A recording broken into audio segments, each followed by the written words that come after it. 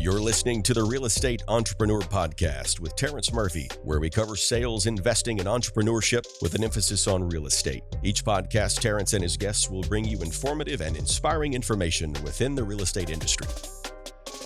Welcome to another episode of Real Estate Entrepreneur with Terrence Murphy. You guys know I like to start off with a quick and simple quote. So I'll read it real quick. Competitive people will overcome any odds. Jay Leno.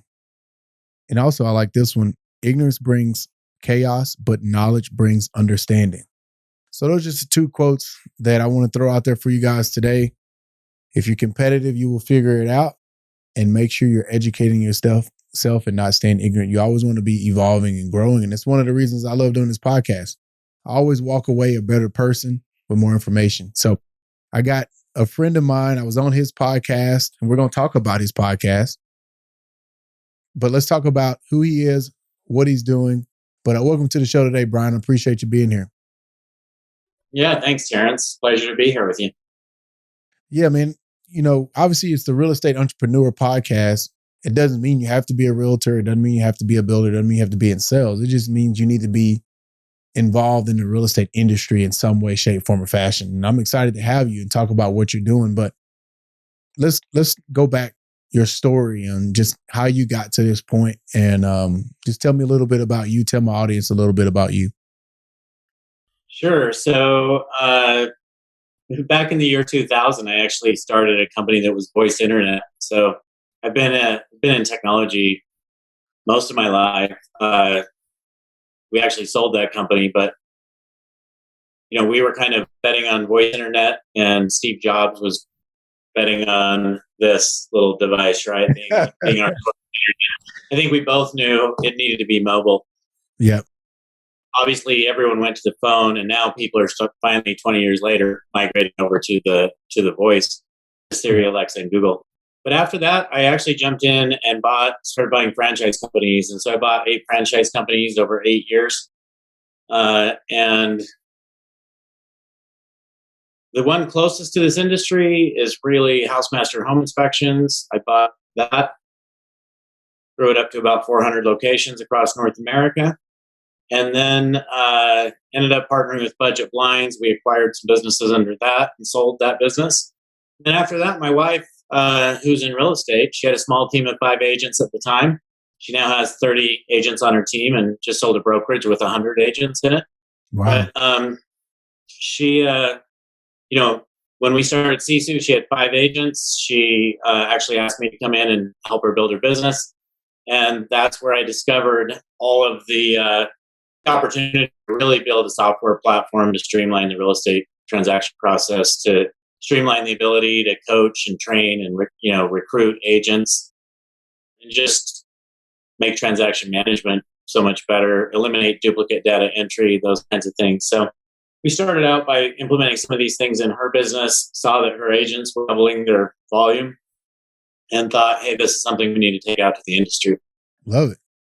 So we're going to dive in a little further. So tell me about the 2000 voice internet business real quick, because I think there's so much wisdom in that, right? You were just thinking outside the box. You were being an innovator, and why real estate entrepreneurs need to think about innovation.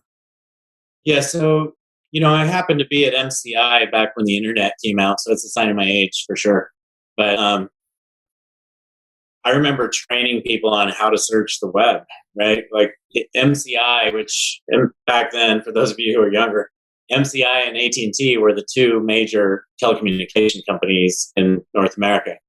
And MCI was actually the backbone to the internet when it first came out. So that was my job, right? Selling data, teaching people how to use data. And so I've always been super passionate about what the internet enables, right? What we can do because we have this thing called the internet. So basically back then, my vision was not always going to be that we have to be on our computer, right? When I'm driving down the road, and this happened back in the year 2000, I was driving down the road raising capital for my company.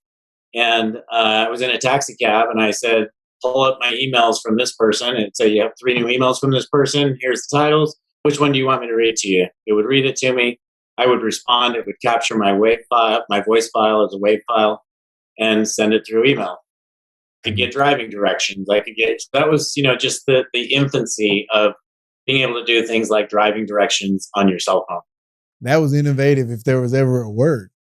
And a lot of times, sometimes, trying to get people to adopt these things too early is just, it's just a balance, right?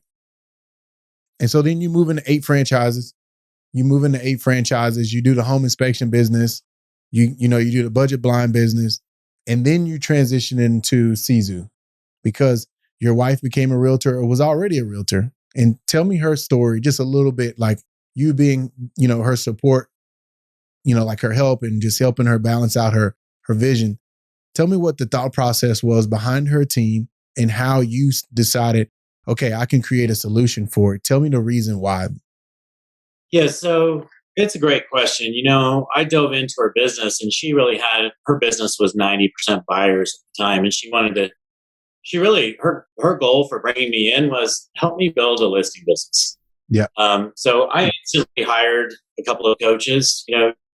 If you hire a coach, you can learn in a few months what otherwise will take you a few years. So always hire a coach, right? So I hired a couple of coaches. Instantly, I'm having to track data. Instantly, I'm having to report data. And there's nothing quite like tracking, your number of conversations by writing down the 4 lines on a piece of paper, and then the crossbar for the 5th one, and then adding it up at the end of the day. That's what the real estate industry allowed at that time, right? You had like the Mike Ferry's numbers analyzer and things like that, but just nothing that really allowed you to track real time, allowed you to eliminate the duplicate data entry. So we found ourselves having our agents start reporting their numbers in every day, but getting them to report that was really difficult. So we ended up using Smart Sheets instead of Google Sheets. The Smart Sheets would go out with the notification every day at 5 p.m., enter your numbers. Well, we found that this was increasing the agent productivity, but honestly, there are a lot of team owners out there that they don't want to manage their teams this way, right? They don't have time. They don't want to be that detailed. They want everything to be automated. They want the data to be pulled in from a CRM and just enhance the experience of the CRM. So anyway, we ended up building an app first, so it was just on the phone. And we put her agents on it, just using it, and really we found that most of them they doubled their production. They went from doing 2 transactions a month to 4 transactions a month. Why? Wow. They were accountable, right? They were doing the activities they were supposed to be doing. It's really a simple thing. but so then we rolled out the platform that really, all of your intake forms are in there, all of your commission data, just everything you need to run your business outside of a CRM is in Sisu. Automating your entire business. So, obviously we keep innovating, we keep driving it forward, and every 2 weeks we're pushing out new stuff. We just pushed out the ability to set up automated emails so that when you go under contract with somebody, your TC shouldn't have to go in and sit down and draft an email that goes out to the vendors, goes out to the other agent, goes out to your agent, goes out to the client. All that stuff can be automated. So anyway, that's something we just released actually today. But that's what it's about, right? Constantly innovating and just empowering people like you to do a lot more business and be a lot more effective without having to hire all these people. Just automate those processes, make your people more effective. And if your people happen to leave you, everything should be in a system. So you can just bring somebody else in, they can pick it up from there, and you're not having to train people constantly, right? Yeah. So anyway, that's really our focus, is really, streamlining the real estate transaction. In addition to that, we have a recruiting platform to allow you to effectively recruit more agents. Do you track those efforts? How do you track those efforts? How many conversations are you having? How many meetings are you having? How many meetings does it take to get a recruit? All those types of things. If you're tracking that stuff, what you'll find is you can go from recruiting maybe 10 people a year to recruiting 100 people a year, because you're actually have a focus on it, right? I'm going to make calls on this 2 hours a day. I'm going to do this marketing, all those things. And you can visually see exactly what you're doing. And you can make business decisions to improve where you're weak. So. Man, I love it. are you mainly focused on, so who's your typical client for Sisu? Is it mainly real estate professionals? Is it other categories and segments? Like, is it realtors? We have a real estate platform and we have a mortgage platform. That being said, we really focus 100% of our time on real estate. So we're just really focused on streamlining the real estate transaction. And it all starts with the realtor. So who is our customer? Our ideal customer is a team owner. That could be a team with, a couple of agents. It could be a team with hundreds of agents. We found that now that we have full transaction management with Trello style boards and all that kind of stuff, a lot of, and commissions and document management, we now have a lot of brokerages that are coming into the platform as well. But our ideal target, who we really built this platform for, is a team owner. Mm-hmm. And our average team doubles their business every year. So, and people, I used to say, if you just track, you'll double your business every year. Well, we actually went and did the research. Whenever somebody comes into our platform, we import all of their data. So we have all their transactions for the last 3 years. And from the time of getting in our platform to the next year, and then the following year, what we found is our average team has a 107% increase in their volume, and our average agent has a 28% increase. So anyway, it's not that we're just saying, hey, if you run your business this way, you're going to double your business, but it's true. Yeah. What we really do is turn team owners into great leaders. Most team owners are great real estate salespeople. They haven't necessarily run a lot of businesses. So if we give them all the tools to effectively manage a sales team, do gamification, goal setting, goal pacing, goal tracking, leaderboards, all the stuff that you hear about in the 4 disciplines of execution, how you should visualize everything, you should gamify it, you should have sales contests around appointments met, stuff like that. That's kind of where we started. And then we went further down the real estate transaction process. Love it. So let's say if I was your new client, right? A guy who runs an independent or was running an independent, just merged with EXP, but still leading a team and now have my personal team, but I'm like pretty far in on my CRM. I'm using SkySlope on my, do you have any integrations that you can plug into? And then what would that process look like to convert? Yeah, that's a great question. So we are not a CRM. We integrate with pretty much every CRM in the industry. So if you have a CRM, you should have a CRM. If you don't have a CRM, go get a CRM.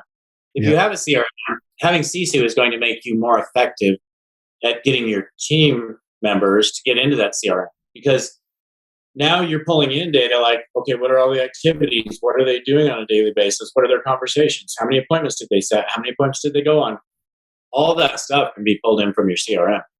Exactly. Then on the client intake form, if somebody goes under contract, or if you get a listing, or maybe you got a listing appointment and somebody wants to prepare a pre-listing packet for you on the team level, at that point you would fill out an intake form.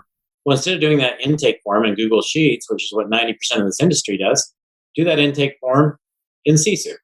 Mm-hmm. And now all your data is in one place. There's no duplicate data entry. You move down further in the transaction and you get into things like transaction management, task management. The data is already in there. All you're doing is adding to it. So you're not having to duplicate that data all the time. And now you have real-time reporting at your fingertips 100% of the time. So things like, okay, how much am I spending on my leads? What does that mean? Let's just take Zillow as an example. How much does it cost me a month for Zillow? Maybe I spend $20,000 a month. Okay, what does that translate into per lead? What's my cost per lead? Okay, now if I'm giving this many leads to this agent, what's their conversion ratio? And what some of our client customers are seeing is, with one agent, you may be making a really good return with Zillow investment. With other agents, you may be losing money. So send the leads to the agents that are converting those types of leads. And I mean, I've seen it. I see it even just here on my wife's team. Some agents have this perception that Zillow leads are great, and some agents hate them. Some agents have the perception that Up City leads are great, and some agents don't, right? So give them the leads that they can convert, because in their mind, they're better leads. So for that agent, they actually are better leads because they actually follow up with them. If I'm an agent and I get a lead and I don't feel like it's from a solid lead source, I mean, I've seen it over and over again. Those agents are not going to follow up on those leads. So just making decisions like that. Most people don't manage their business where they can make decisions every day. They're going to have a major impact on their business. If you're looking at your financials once a month, let's say, or you're looking at those types of things once a month, how are your agents doing on conversion ratios or anything else? You can make a decision once every month, which means you're actually making 12 key decisions a year. If you have that kind of information at your fingertips, real time, 24/7, you can make hundreds of key decisions a year that are going to impact your business. And that's why our customers are accelerating and really growing their business at a faster rate. No, and I think with the listeners that we have, obviously a lot of realtors, a lot of mortgage people, I think this episode is going to bring a lot of clarity because that's the fight right now is data, right? That's where everybody's in a fight for the information. And that's the part where I was saying years ago, Zillow's going to start taking our information, selling it back to us. And then they're going to become a brokerage. And what have they become? You know, now they're hiring agents and everything else. So I think this is really important for us. So when we talk about data, right? Let's say if I'm in my CRM and I have 35,000 contacts in one CRM of past clients, SOI, whatever. But the data is terrible, right? Because now his cell phone's not updated. How would we go about, could your system help clean that up and leverage that where we pull it and scrub it and get it like, is that something that it would do or? Not so much. If you look at what is a CRM in the real estate industry, CRM in the real estate industry, I would say is two key things. One is it's an IDX website. Typically, I mean, they're all a little bit different. Most of them are an IDX website. There's going to bring somebody into your environment, and it's going to say, hey, it's going to allow you to look at homes as if you're just on the MLS looking at homes. And after you've done 3 or 4 clicks, it's going to ask you to put in your information in order to continue searching for homes. Now that's a lead, right? That CRM has generated a lead for you, somebody you can follow up with. So what is the next thing the CRM does? It's follow-up, right? You can schedule, I'm going to follow up with this person next week at this time. Next week rolls around, they're right there. Yes, you follow up because it's right in front of you to follow up, right? There's no way you could remember to follow up with that person.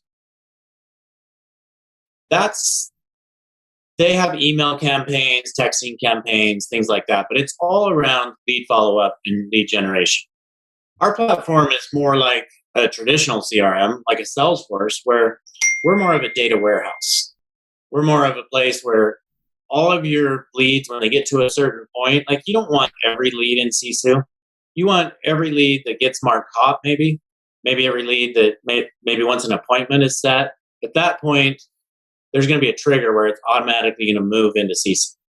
Mm-hmm. And now you're going to manage it from that early funnel stage all the way till close and everything that you need to do, and even beyond close, right? If you need to take the sign out of your yard after it closes, or if you need something to happen to review documents to get paid, those types of things are going to happen in Sisu as well. So everything you need to do to close out a transaction and get paid on a transaction from the moment it gets marked hot in your CRM, or from the moment, it depends on the customer, but our philosophy is, look, if you think you can get somebody signed in the next 30 days, that's the time you want to move them into Sisu. Mm-hmm. If you just have thousands, hundreds of thousands of leads in your CRM, you don't want all of those in Sisu. You want the ones that you think you can get to transact in the next 30 days. Okay. That makes sense. It's kind of that next step in the progression. Exactly. Yeah, okay. That's exactly what it is. No, that's good. And then, with SkySlope, you brought up SkySlope. So we have an integration with SkySlope. So, let's say all the data comes from your CRM, which, what are you going to pull from your CRM? You're going to pull your lead source. You're going to pull things like how many leads you give to each of your agents. You're going to pull the client name, possibly the client address, possibly, but probably not, the transaction amount, the GCI, stuff like that. And so what happens is that data moves into Sisu. now you're going to take those intake forms, you're going to add to it in Sisu. And then if you want things to be pushed into SkySlope or Dotloop or DocuSign, that's something we'll do on the back end as well. So we're not an e-signature platform. We integrate with the e-signature platforms as well. So we're not a CRM. We're not an e-signature platform. We're everything in between. Okay. And so we do have some overlapping things with some of those e-signature platforms because some of them do transaction management. We do transaction management as well. So for us, it's we don't care if you're doing that in Sisu or in your other platform. We've found most of our customers want to use Sisu for that because we do it. We're a newer platform, so we have board views, which most people are used to now because of Monday.com and Trello. And I see a lot of even EXP. I see a lot of team owners going to Monday.com or Trello. Mm-hmm. Well, Monday.com or Trello, what does that mean? It means you're going to have to do duplicate data entry again. Yep. You're going to have to enter that data into those systems, and then how do you get your reporting out? And so, again, if everything's in Sisu, you have one database that has all your information. You can export it, you can import it, you can, visualize it, you can gamify it, and you can get instant reports, custom reports at your fingertips 24/7, visible dashboards, all that kind of stuff. Love it, bro. So let's pivot on to the other kind of segment that Sisu is doing. Like you said, with your wife, started off as with a couple of agents, 30 agents on her team, 100 agents at the brokerage. So she's running an independent? No, she actually bought a Realty One brokerage about a year ago, and she just sold it. And she actually just made the move over to a company very similar to what you guys are at EXP. She made the move over to Real. So Real's very similar to EXP, but it's much smaller and a little bit, few years behind, I would say, maybe 5 years behind EXP. Good for her, man. So she used this same system to now set up her recruiting processes.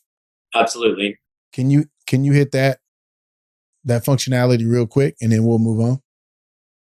Yeah. So I don't know. I mean, Terrence, let me ask you: how do you track your recruiting efforts? And the beauty is, I don't recruit. No, but yeah, we were doing them in spreadsheets, Google Sheets. Yeah. And then now we have a thing called CRM Grow or whatever, and our own Brivity. So we've tried a couple different things. Nothing's worked well. So if you're using, most people are not using a CRM for recruiting. If you are, we'll integrate with that CRM and pull your data in from there as soon as you get an appointment scheduled. So if you think you can recruit someone, same thing. If you think you can recruit someone in the next 30 days, let's get them into Sisu. Because now you're tracking your conversations, you're tracking your appointments set, your appointments met, and your recruits. You're tracking those new recruits, so somebody new to the business, or experienced recruits, someone who's been in the business, for however you want to define that. And then ultimately, because that's not in a spreadsheet and because that's all in Sisu, now you have your custom intake form. So what information do you want to know on these agents? Do you want their real estate license in there? What information do you want in there? You can put any custom fields into that intake form. Now you have this thing as they get recruited that becomes an agent roster. Mm-hmm. So now somebody gets recruited into this agent roster. And now, once again, because task management is a part of our platform, when somebody gets recruited, what do we need to do? Well, we have an agent onboarding task list that someone on your admin team is going to take over, and you're going to get them onboarded. There may be 20 steps to onboard somebody. Mm-hmm. Again, once you have this system set up, if you have somebody leave you from your admin team, it's not that big a deal, right? You could bring in a VA and they could manage that through the system task manager. And then, of course, you have the agent offboarding if an agent leaves, right? You have certain things you need to make sure get done. You need to turn them off of all of your technology platforms. You need to close out all their transactions. There's all these different pieces you need to do when an agent leaves. So it's really a recruiting platform, an agent roster, an agent onboarding, and an agent offboarding platform. Okay, that's good. So let's pivot on, man. If you think about the real estate industry in a whole, what do you see as the biggest opportunity over the next 12 to 24 months? Any part of the real estate industry? Yeah, so obviously I'm biased. I have my opinions, which is what we're building. That's what we want. But to me, you absolutely, like, this industry is all around automations. Like, people like you, Terrence, you guys are doing extremely high volumes. You're doing a lot of transactions. That didn't happen. 10 years ago, people weren't doing that kind of volume. Mm-hmm. The reason they're able to do that today is because they're leveraging technology. Yeah. So, first of all, you have to be on top of technology. In my opinion, you have to be on a team. You either have to be a team owner, or you have to be on a team. If you're not, I think unless you're one of those agents that is just a super high listing agent that you can go generate leads or listings on the fly. You know how to schedule a listing appointment every day, and you know how to get that listing every day. If you can do that, you're going to be in the business for a long time. If you can't do that, you need to be on a team. Yeah. Otherwise, you won't be in the business in a couple of years. Mm-hmm. I actually had somebody on my podcast a few weeks ago that said one in every 10 agents that comes into the real estate business survives beyond a year. And that word is survives, right? What does survive mean? Maybe they're doing 10 transactions, right? Just making it to year 2, that's surviving. Yeah. Yep. Yes, 50%. 50% are out after year 1. Yeah. If you're on a team, that number goes from 1 in 10 to 1 in 3. 1 in 3 agents on a team survives. Now, if you look at your team, you may say, hey, look, we hired 10 agents and 9 of them survive, right? So some teams are going to be much higher than that. But it's because if you join a team, you now have all the tools, you have leads, you have someone holding you accountable, you have all these things going on. You have other people managing your transaction from contract to close. You're not an admin person, you're just a salesperson, right? So you can focus on sales, and you have someone holding you accountable to that and assisting you with that, in that they're typically generating leads for you as well. So it's just a lot of reasons to be on a team. Yeah, I always tell this story. It was at Tom Ferry conference years ago, and I got to give it to Tom. He was ahead of the game. This was like 2013, and he brought up this agent and threw him a hula hoop, and that person was on the stage doing one hula hoop. I might have told this story before, and then he started throwing that same person multiple hula hoops. They kept putting them over their head and was trying to dance with all of them. And obviously it turned into a mess, right? Yeah. And then they brought up one person, threw the same guy, they threw him one hula hoop. Then they brought up another person, threw that person a hula hoop. And he just kept bringing people on the stage and throwing them all 1 or 2 hula hoops at a time. And before we knew it, there's 10 people on the stage, 8 people on the stage, and they were all managing the hula hoops. And he said, that's the analogy of one agent trying to perform at a high level in a very efficient team with processes and systems and accountability and lead generation. That's that team. And he said, if you're not on a solid team in the 20th century, especially by the time, we get to 2023, 2024, because you got to remember, most of our consumers, we're not even competing against each other in real estate anymore. We're competing against other industries. So now I can just stay at home and click a button at Amazon and have soap show up at my front door. Or I can just order my food and pull up and they bring it out to me. Everything is automated and everything, it makes it a lot faster and more efficient. That's what we're competing with in the real estate industry. And like you said, if we don't innovate, we got to leverage through technology and team and processes. You're not going to make it. So the same way that Amazon is automating, that's our same focus for the real estate industry. Yeah. Right. Whatever can be done automatically and trigger and fire based on a certain date being hit, why not automate that? Why should you go in and manually do that every time? And it reduces the amount of errors you're going to have, because the data going out is going to be the same every time, right? But with different dates. No, that's good. Well, I always tell everybody, like, when you're on this podcast, you're a real estate entrepreneur, bro. Like, you're a tech entrepreneur, but you're a real estate entrepreneur. So people always want to ask, though, like, when we're on these different segments, they're going to look up your story, hear about the successes you had. They always want to know, where do you invest your money? So if I asked you kind of, where do you invest your resources or your money? I mean, not to get all personable, but there's so many opportunities. And I would say, I've been to a lot of investment meetings, from, Tony Robbins events to a number of others. I used to be a day trader. So used to be, did you stop doing it? I stopped doing it because what I've learned, and you learn this with experience, and this is really, you learn this with experience and age, I would say, and that is, you're almost always better off leaving your money in the market than trying to pull it. If you can find, this is the Warren Buffett strategy. If you can find good companies that you're addicted to, you just talked about Apple, or I'm sorry, Amazon. Amazon shows up at your doorstep every day. Mm-hmm. That's probably a company you should invest in, right? You're addicted to it, you believe in it, and it's going to be around for a long time.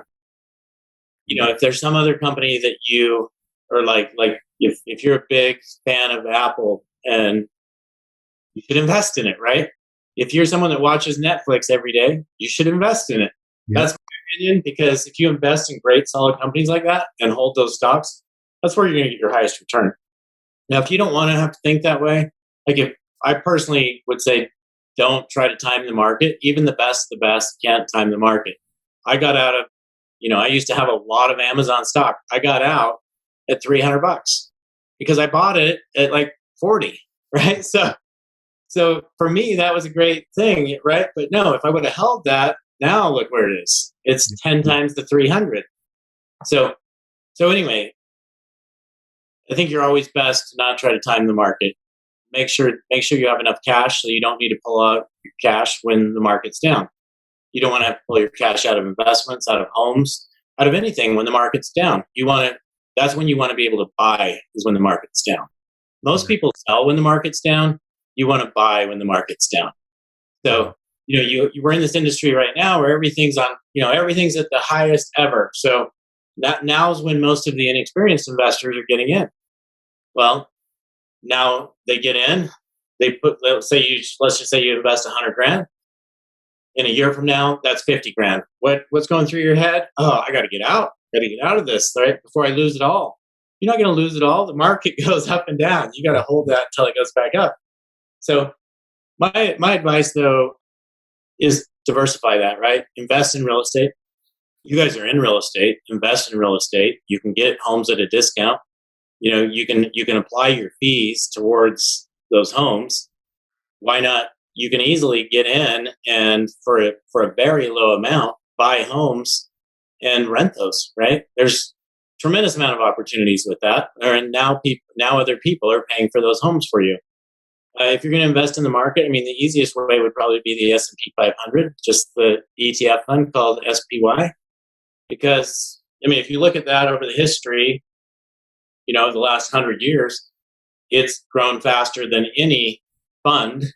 If you're investing in some, 401k fund, someone managing your investments, those all have fees. They all have people that are making decisions, that are trying to do the day trading thing.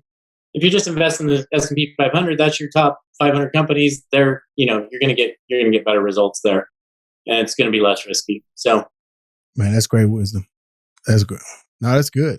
People need to hear it. Everybody's chasing the quick, fast, put it in, get it out.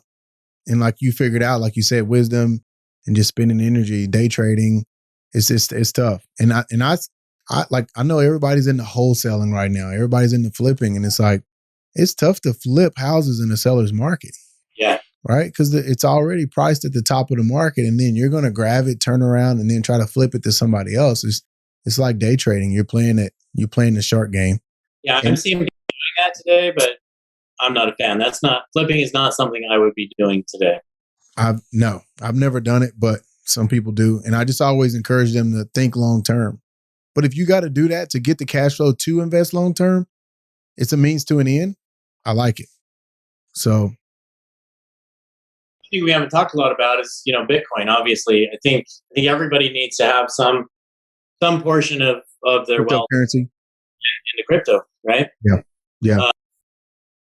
It's something that a lot of people get uncomfortable with, but if you just get on something like Robinhood, there you can get into crypto without actually buying actual Bitcoins and having to set up your wallet and doing all that kind of stuff. So anyway, there's ways to be in it without getting too complex about it. For sure. I want to talk about your podcast, man. I want to plug that. You had me on, and it was great talking to you. And this has been really good. I know we spent the majority of it talking about Sisu. And so I want you guys to know, this isn't I asked Brian to be on the show. Like, he's not paying me to talk about his company. I'm the one asking the questions because I want you guys to see the value in leveraging. And before we move on, I want people to hear what he said. In order to perform at a high level in real estate, you have to leverage technology, processes, and team, period. So I want to make sure we put that in there. And but let's move forward. Let's talk about your podcast. Let's talk about your Grit podcast. And why did you start that? What was the vision behind it? And how do you feel your audience is receiving it? Yeah, so it's kind of fun. I'm sure you get a lot of this, but I have people all the time. In fact, I was on a call right before this with somebody from a large real estate company, one of the large public real estate company, and they're an executive, and they basically said, "Hey, been listening to your podcast, love it," And so you never know who's going to be a part of that, but I'm a big fan of listening to podcasts. And I know I've learned a tremendous amount. I listen to a lot of SaaS podcasts, as well as real estate podcasts. And, it's a great way to learn, right? I like learning from other people's failures and other people's mistakes rather than learning from my own. And trust me, I've had plenty of mistakes and plenty of challenges and have been down that road. But if you can ever accelerate the growth and learning curve, there's no better way to do that than from other people's experiences. No better way. And the thing about podcasts, and the thing I love about podcasts is people are willing to share, especially in the real estate industry. Like, people are willing to share 100% of their success. You just need to learn what they're doing. And then the question is, can you execute on it? But you have the ability to get to all the information you need in today's world. I mean, everything we want is at our fingertips. And if you're not soaking in that information, if you're not growing, then you're not happy, right? I mean, in order to really be happy, you need to constantly be growing. So podcast is one way of doing that. And if I could bring people like you, Terrence, onto my podcast, and a lot of other people, great team owners, different executives, different people talking about selling your businesses, and it's something you guys can learn from that. That's why I did it. Yeah, love it. That was my same passion, just to bring the information to people. And what I realized as I became an avid reader, I go through cycles of reading where, like, sometimes I'm like just all in. I'll read like 10 books, 15. I read 40 books in 16 months. And then I go a whole month, I may read half of a book. But podcasts, it's easier to stay in a routine because you can just hit play, be brushing your teeth, doing different things, and you're still getting the information. So that's the reason I started it. So for my listeners, because I always like, we know all these acronyms: cap rates, rate of returns, ROIs. So SaaS, right? What does SaaS mean? I know what it means, but if I'm the listener, you threw that out there, you listen to SaaS podcasts, what does that mean? How does that pertain to, I know it's technology, but I want you to tell me what that is. Yeah. So SaaS is software as a service. So Sisu is a SaaS company. So obviously, as a CEO of a SaaS company, which is software as a service, meaning SaaS company is something you pay a monthly fee for. You're almost leasing it. It's a web-based platform that you're paying a monthly fee for. Yeah. It's way cheaper. In the 10, 20 years ago, we would spend millions of dollars building a platform. In fact, I know of several real estate teams that have spent millions of dollars building out Salesforce. Salesforce instance specific to them, they pay somebody $100,000 a year to manage and maintain that. Well, you can go do that, or you can pay Sisu, $250 a month or somewhere in that range, and and you have that, except for it's customized just for real estate. So that's really what SaaS is. I mean, I learned a tremendous amount from people who have nothing to do with the real estate industry. There are other entrepreneurs that have built SaaS companies that can teach me things like how to reduce churn levels, how to scale the business, how to hire the right people, all those kinds of things. So anyway, with me being in the middle of that right now, I spend a lot of my time there. I also spend a lot of time listening to real estate podcasts. Love it. Last couple of questions, man, then I'm gonna let you get out of here. So we always ask our guests to bring a book. You brought a couple. Tell me about it. Tell me about your favorite book and why, or if you want to tell me about a couple of them, and then we'll hit the final thoughts and some takeaways. Yes, I mean, I love any book about growing and winning. Right now I'm reading Winning by Tim Grover. He happened to be Michael Jordan's and Kobe Bryant's personal coaches, training them on mindset. anyway, I think it's a great book. If you guys haven't read it, that's what I'm passionate about today, because that's what I'm in the middle of. What is that book called again, Brian? It's called Winning by Tim Grover. Winning by Tim Grover. Okay. He was on Ed Milet's podcast. So this is right. I listened to Ed Milet's podcast. Ed Milet has Tim Grover on. Tim Grover is talking about his new book. And I'm like, hey, I love that podcast. I'm going to listen to this book, right? So anyway, that's kind of the way it works, right? That's why you want to listen to podcasts. Two of my favorite books, I kind of like it when people tell their story, right? So Shoe Dog, I think it's a great book. Founder of Nike. How did he get there? What were his challenges? As an entrepreneur, I face challenges every day, right? I know you've faced a lot of challenges in your lifetime. Yep. We have a choice when we have a challenge. We can either, how are we going to respond to that challenge? That's what defines who we are. So are we going to get up and we're going to keep going, or are we going to give up? And, Growth Mindset's another great book thinking about that, or Grit's another great book thinking about that. But I really love Shoe Dog. Another one I love is Winner's Dream. That's actually the founder of SAP. Mm-hmm. And SAP acquired Qualtrics last year. Qualtrics is a Utah-based SaaS company, just sold for $8 billion and went public, currently at about a $17 billion valuation. So anyway, right when they announced Qualtrics, Bill McDermott came out with his book, Winner's Dream, which is basically his life story of how did he work. And he was not the founder of SAP, but he worked his way into the CEO role. And so just how did these guys do it? What did they do to get there? How did they think from a business perspective? Just gives me new insights on, things I need to be doing to run my business. And so I really like books like that. Love it, bro. All right, man. Thank you so much, man. So final thoughts. What do you want to leave our listeners with on the show? And then once you answer that, I want you to also tell us how my listeners can find you. Great. So, if I want to leave real estate with anything, it's know how to generate your own leads moving forward. Like that's the key to the next few years. So if I look at most team owners in the industry today, they're all now hiring and building an ISA team. Mm-hmm. Or an SDR team. If you're in the SaaS business, you would call that an SDR team, which is sales development rep. But in real estate, it's an ISA rep, right? Inside sales agent. So what's the reason for that? You need people who are constantly generating leads, listing appointments, buyer appointments, rather than just constantly paying somebody, like a Zillow, Opcity, somebody like that. Doesn't mean you wouldn't do that. I would keep working with companies like that. Why not? That should be a portion of your business. And at the same time, you should be generating some of your own business that's more profitable, which gives you, so you're not dependent on anybody moving forward. I think that's the key to being successful in real estate right now, is you really need to know how to generate your own business. Man, I love it. I'll usually finish, but I'm going to ask one more question because I know people always ask me. They would say, all right, so if I get an ISA team, who do they call? Like, how do they generate business? What would you say the top 3 to 5 things if you said, all right, Kyle, Terrence, you're going to start a team or you have a team and you need an ISA department. Here are the kind of basic categories that they need to call, right? What would that be real quick? What most people do is they have them call their database. So most team owners have a database of 50,000, 100,000, 200,000 agents, clients, potential clients. Yeah. Mm-hmm. With people who have come into their CRM at some point and searched their website.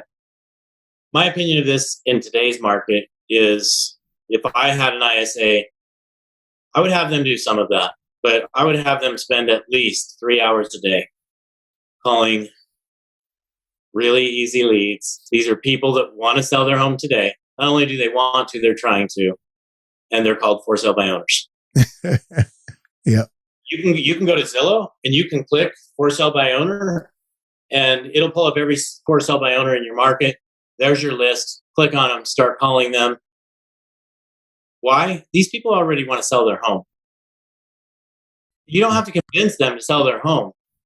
They also, in today's market, most of them are underpricing their home because they're not getting competitive bids.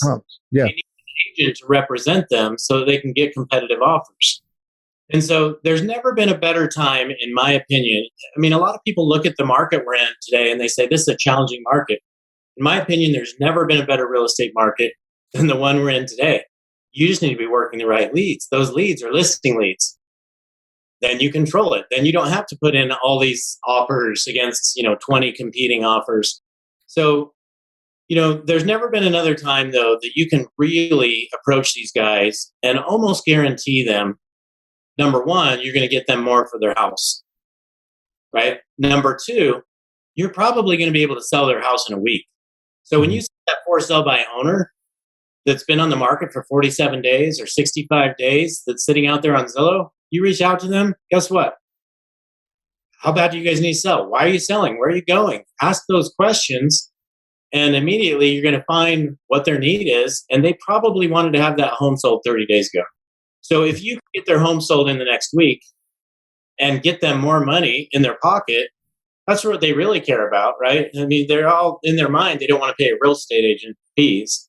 But the reality is, if you can get them more money than they actually have their home listed for there on Zillow, they're gonna say yes all day. So in my opinion, that is the number one place.